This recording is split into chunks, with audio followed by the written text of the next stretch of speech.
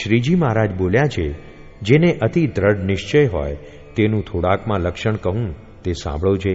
જેને પરિપક્વ નિશ્ચય હોય અને તે પોતે અત્યંત ત્યાગી હોય તોય પણ તે પાસે ગમે તેવી પ્રવૃત્તિ માર્ગની ક્રિયા કરાવીએ તો તે કરે, પણ તેમાંથી પાછો હટે નહીં અને કચવાઈને પણ કરે નહીં, રાજી થકો કરે.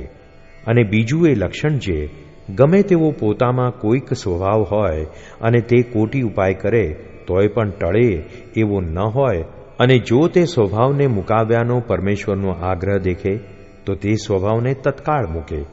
અને ત્રીજું એ લક્ષણ જે પોતામાં કંઈક અવગુણ હોય તો પણ પરમેશ્વરની કથા કીર્તન તથા ભગવાનના સંત તે વિના ઘડી માત્ર રહેવાય નહીં, અને પોતાનો અવગુણ લે ને સંતનો અતિ ગુણ ગ્રહણ કરે અને ભગવાનની કથા કીર્તન અને ભગવાનના સંતનો અતિ મહિમા સમજે.